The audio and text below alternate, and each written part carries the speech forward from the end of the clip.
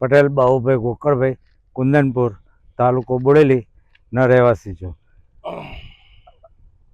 અમારા છોટાઉદેપુર જિલ્લામાં મોટામાં મોટું તળાવ આવેલું છે અમારા ગામની. અહીંયાથી નર્મદા કેનલ 2.5 કિલોમીટર દૂર આવેલી છે. જો એ કેનલથી અહીંયા પાણી નાખવામાં આવે તો પાણીની ક્ષમતા વધે અને ઊંડા પાણી એ તે સ્ટોરેજ વધારે થાય, તેમ પાણી પિયાસ વધારે પણ થાય અને એ રીતનો એ છે. તો અમારે ત્યાં પણ એટલું એ કરવા માટે આપ સાહેબને નમ્ર વિનંતી છે કે અમારે કુંદનપુરનું તળાવ સજીવન કરે અને આદિવાસી લોકો પણ જીવતા થાય, બધા એ થાય છે.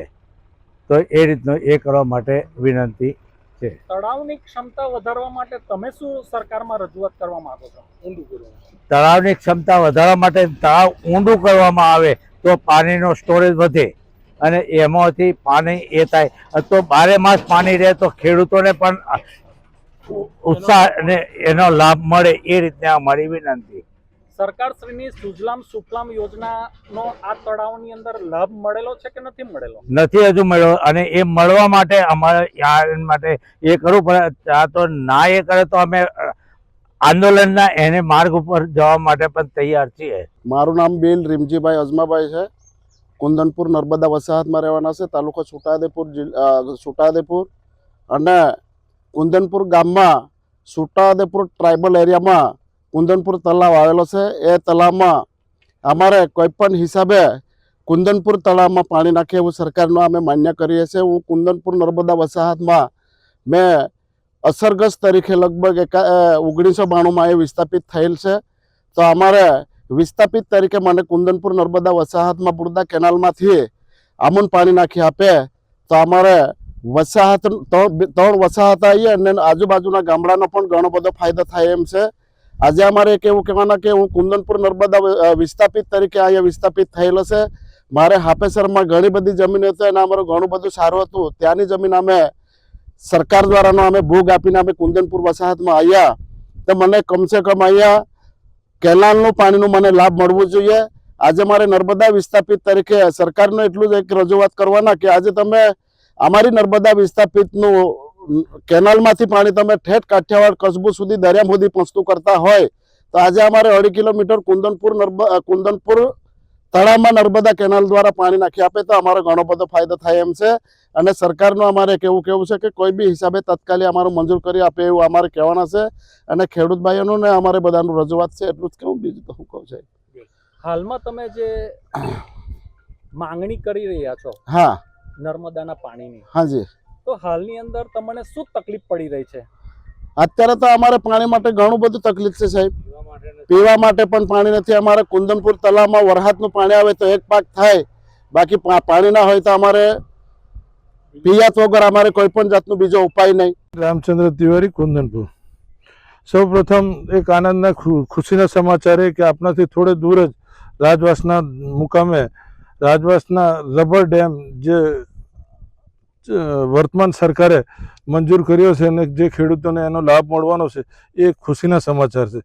એ સાથે સાથે છોટાઉદેપુર જિલ્લા કોંગ્રેસ સમિતિના પ્રમુખ તરીકે હું એક વિનંતી પણ સરકારશ્રીને અને સરકારશ્રીના મંત્રી શ્રી માન્ય કુંવરજી બાવરિયા સાહેબને વિનંતી પણ કરું છું અને એક માગણી પણ કરું છું કે અમારું આ છોટાઉદેપુર જિલ્લાની અંદર સૌથી મોટું અંદાજે 100 એકર જેટલું મોટું તળાવ આવેલું છે. આ તળાવની અંદર પાણીનો જે પુરવઠો આવે છે એ વરસાદને આધારિત જ આ પુરવઠો મળી રહે છે. એ વરસાદ ઓછો પડે તો ઓછું ભરાય અને વરસાદ વધુ ભરાય તો તળાવની ક્ષમતા મુજબ તળાવ ભરાય છે. અને એ પાણીથી અત્યારે હાલ 50 થી 60 હેક્ટરની અંદર જ ખેડૂતોને પાણી મળી રહે છે કે જેનાથી ખેડૂતોને એક જ ક્રોપની અંદર ખેડૂતને સંતોષ માનવો પડે છે. આવી મોંઘવારી, કાળઝાળ મોંઘવારીની અંદર ખેડૂતોને જો 2 પાક ન થાય તો ખેડૂતોને ખેતીમાંથી કંઈ બચવાનું નથી. એટલે આપ સાહેબને મારી એક ખાસ વિનંતી છે કે જો આપ રાજવાસના મુકામે માન્ય સિંચાઈ મંત્રી શ્રી કુંવરજી બાવરિયા સાહેબ જો પધારવાના હોય તો એમને અમારા ખેડૂતો વતી એક વિનંતી કરું છું કે તેઓ કુંદનપુર ગામને આ સિંચાઈ તળાવની વિઝિટ લે અને મુલાકાત લે અને એની વાસ્તવિકતા તપાસે એવું સમગ્ર આ પંથકના ખેડૂતોની એક માગણી છે. આ માટે મેં માન્ય જયંતિભાઈ રાઠવા, અમારા જેતપુરના ધારાસભ્ય, છોટાઉદેપુરના ધારાસભ્ય માન્ય રાજેન્દ્રસિંહ રાઠવા, તેમજ આપણા હાલ ચૂંટાયેલા સાંસદ શ્રી જસુભાઈ રાઠવા, તેઓને પણ મેં મૌખિક અને એક પત્ર દ્વારા આપ સાહેબની મુલાકાત માટે એમને જાણ કરી છે. અને સાથે સાથે ગુજરાત રાજ્યના પૂર્વ વિરોધ પક્ષના નેતા સુખરામભાઈ રાઠવા સાહેબ અને હું જાતે પણ અમે ટપાલો લખીને આ મંત્રી સાહેબ આ કુંદનપુરની વિઝિટ લે અને આ તળાવની વાસ્તવિકતા તપાસે. વાસ્તવિકતા તપાસવા માટે સાહેબને એટલી જ માટે વિનંતી કરીએ છીએ કે આ તળાવથી નજીક જ અઢી કિલોમીટર દૂર ભોર નર્મદાની મેઇન કેનલ પસાર થાય છે. તો જો સૌરાષ્ટ્રની અંદર અહીંથી 200-400 કિલોમીટર દૂર ખેડૂતો માટે સરકાર પાણી લઈ જતી હોય, સાબરમતી નદી, વિશ્વામિત્રી નદીની અંદર પણ જો પાણી વેવડાવતી હોય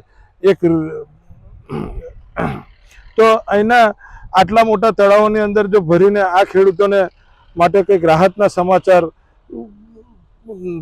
સમાચાર કરે એવી એક માગણી, એક પ્રબળ માગણી છે. આ અગાઉ પણ અમે આના માટે માગણી ઘણી કરી ચૂક્યા છે.